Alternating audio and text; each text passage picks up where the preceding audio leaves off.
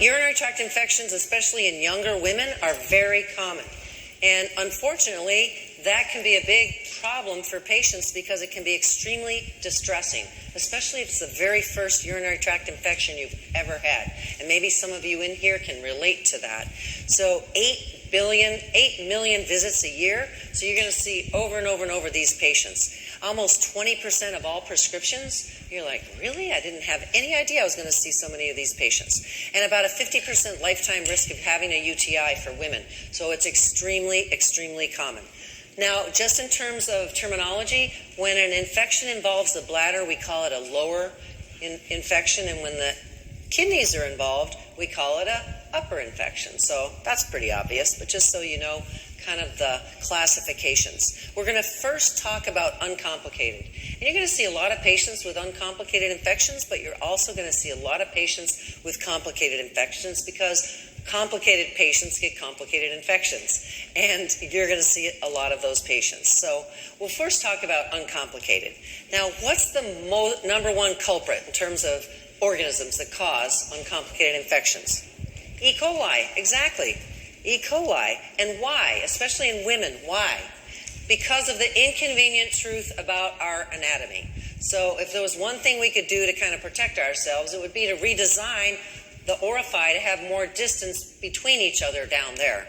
But the urethra is very close to the vagina, which is very close to the rectum. So you always want to work with your patients to help them understand that's the importance of hygiene. That's the importance of why you want them to learn to wipe from front to back. Patients will say they wipe from front to back, and then in research studies, you'll see them every which way wiping. So it's really important to remember the fundamentals. Now, pathogenesis. We do know that bacteria ascend up into the bladder. That's kind of obvious. But also, certain activities can contribute as well, and one of them is intercourse. And so you want patients to forcefully void after relations. Don't immediately refract. Go to the bathroom, forcefully void, then you can relax and refract. So the other problem is inadequate hydration. So we want patients, especially older patients, to remember the importance of drinking water. Did you notice when I said the importance of drinking? Yeah, you're ready to pound one down, right? Pound a glass of water down, that's cool. But for elders, it's counterintuitive. So we lose our sense of thirst as we get older. So you've got to have a way of helping elders to track how much they drink. Otherwise, they'll pour a glass of water in the morning and they'll sip it all day long, just like my 90-year-old mother who's 90 years old today. How do you like that? Wow. So I guess she's drinking enough water to survive. But in terms of protection against UTIs, absolutely not. So even for you, 75% of our brains are water. So when you're tired, you may be dehydrated. So it's okay to drink the coffee, but pound the water. Pound your water, and it's going to really help your brains and certainly your bladder and your kidneys. Another problem is also voiding infrequently. So for you and I, we have a problem because often we pace ourselves according to how many patients are in the waiting room. We may not even drink because we don't want to take the time to go to the bathroom. But remember, you deserve a healthy life as well. And just because you can Kegel through one more visit doesn't make it right. Now, I know because sometimes you get in there, you think you can see a patient, and then all of a sudden you can't Kegel anymore, and you got to say, "Excuse me, I'll be right back." How many of you have had that happen? So there's a little poignant humor here. So the other problem is asymptomatic colonization. Not in all patients. The guidelines just were updated last year. Asymptomatic colonization in one subgroup of patients is very serious, can be life-threatening. And it's on your slide here. Who is it? Pregnant women. That's why a pregnant woman can't get in and out of a clinic without doing what? Peeing in a cup. They get trained, so they go right into the bathroom, grab the cup, give us a sample. That's why, because it can precipitate preterm labor and put the mother and the baby, especially the baby, at risk if it's born before the age of viability, which I'm always amazed is dropping. I won't even tell you what it was when I started out because those babies are now surviving very, very well. All right, uncomplicated UTIs. What are the symptoms? What's the number one symptom? And it really is distressing to patients. Pain. When they urinate, they have pain. So what do they want to do? Never urinate again. But as soon as they finish, what do they have to do? They have to go again. It's like a nightmare, a perfect storm of a nightmare. So that's common. Incomplete emptying is what's driving that urgency. And the pain is really, really tough on patients. Sometimes they'll have lower abdominal pain, but sometimes not. What if they have upper flank pain? What are you thinking? Along with maybe UTI, lower UTI symptoms. Pylo, exactly. Upper flank pain, you always want to pound on them, and we'll talk about how you pound on them to check for CVA tenderness shortly. So the key with an uncomplicated UTI is the lack of, it's the last bullet on the slide, systemic symptoms and in a low-risk patient. So on an exam, that's really, really important to differentiate. So a key for anyone, whether it's complicated or uncomplicated, is a good sample. Easier said than done with a female.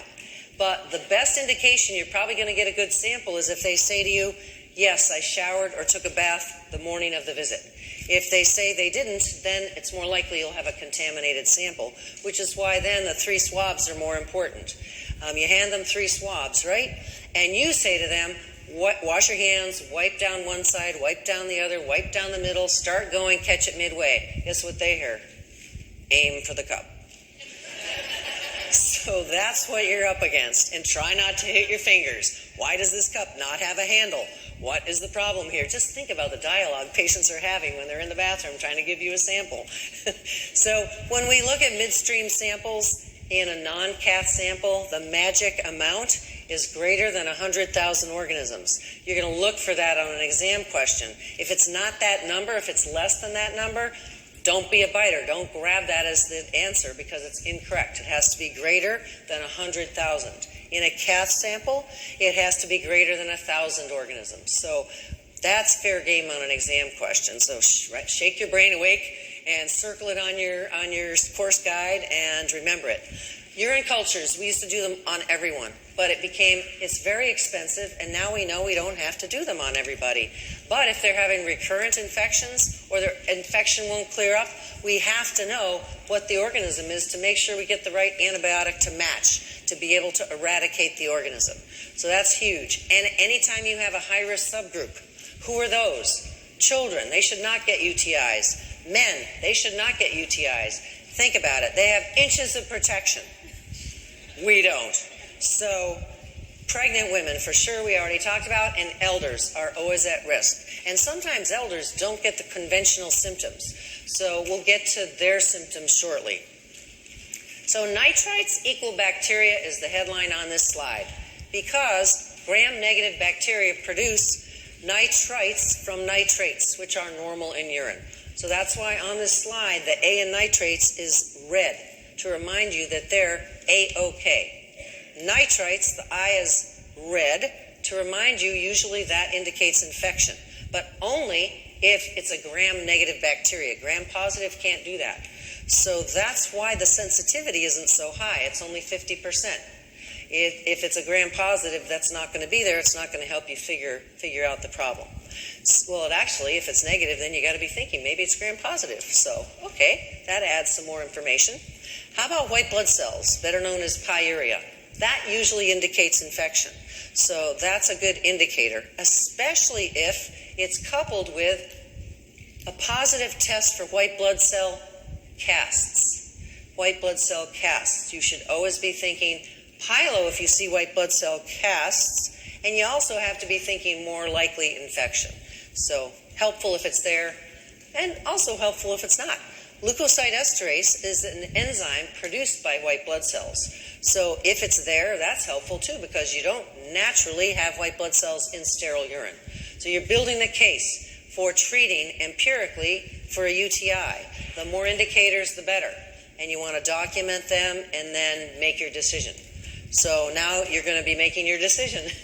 So how are you going to interpret these urinalyses that are piling up on your desk as you speak, as you sit here? How many of you are NPs? You're here for CE credit. How many of you visualize that all those abnormal labs are just piling into your EMR? Right. A true friend, colleague is one that follows up on your labs while you're at a conference. That's a true friend. So here's your first example. Blood's negative, nitrites are positive, leukocytes are positive. Does this individual have a UTI? Probably. So that's indicator that you can probably go ahead and empirically treat. How about blood's negative? Nitrites are negative, but leukocytes are positive. Is that as straightforward? It's not as straightforward. It's suspicious, but it's not as straightforward. So what could cause white blood cells in the urine? It's a busy slide because there are a lot of reasons why it could be there. So one would be if the bacteria is not a nitrate user, as in gram-positive bacteria. So it sounds like a drug user, doesn't it? Nitrate user? In any case, maybe the urine hasn't been in there long enough to concentrate white blood cells, because what are they doing? They're following your directions. They're drinking lots of water, and therefore they're going to the bathroom a lot. Their urine's very dilute, hasn't been in there very long. How about if they have an STI, like gonorrhea, chlamydia, herpes, trichomonas? They could have white blood cells in the urine from the vagina or from infection in the urethra. And finally, number 4, vaginal floral contamination. It happens in females. Remember the proximity of the orifice down there. So again, that's the reason why you want to ask, did you take a shower or a bath this morning? In which case you're probably going to get a better sample result. What's your differential? Here we have blood in the urine, but the nitrites and leukocytes are negative. What do you think about the blood? Very good. I heard a period. So first question is to ask about, especially a woman of reproductive age, have you had your period recently? And even if it's 7 or 8 days ago, that could still cause blood to be in the urine. And so always ask that. You don't want to refer a patient to urology that had her menstrual period and have them think, oh, he or she was not the top of the class. I'm getting a referral for menstrual blood in the urine. So unlikely to have a UTI, but you have some basic questions to ask, and you never want to drop the ball until you figure out why that blood was there.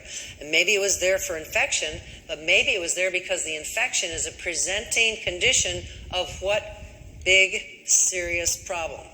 Cancer. Cancer always has to be at the top of the list. When you've ruled menses out, it has to be at the top of the list. Now, what if you have a result, negative blood, negative nitrates, negative leukocytes, but they can't stop having the urge to go, frequency and urgency? You've probably seen the ads, gotta go, gotta go, gotta go. What could they have? Overactive bladder, right. The bladder's contracting when it shouldn't. There's not enough urine in there. It should not be contracting, but it's kind of all mixed up, and it just has sort of a mind of its own, so to speak. So we'll talk about that. So frequency and urgency symptoms, you've got no blood, no nitrites, no leukocytes, and think about the differential. Urgency, frequency, what's the first condition you want to rule out? Pregnancy, exactly, because it's one of the first symptoms of pregnancy. So, good job. How about vaginitis or an STI? Especially in patients under the age of what? 25. Remember, half of the STIs occur in patients under the age of 25. That's why it's important to ask the age of the sexual partner if you're seeing a patient that's over 25. What if they are 35 and they have a sexual partner that's 23? You wouldn't know it unless you asked. Has anyone ever been asked that question in clinical practice, you as a patient? It's unusual, but it should be the norm. So you're the new age clinicians. You need to raise the bar on the care that we provide. And what about a dilute sample? We mentioned that already, so that's always a possibility. And certainly overactive bladder.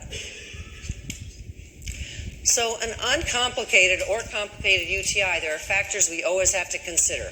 And one is just knowing your local resistance rates. And you get those from your state health departments. So that's really important because there's maybe areas of the country where you're working where you can use something like Bactrim because the resistance rates are lower than in other areas of the country.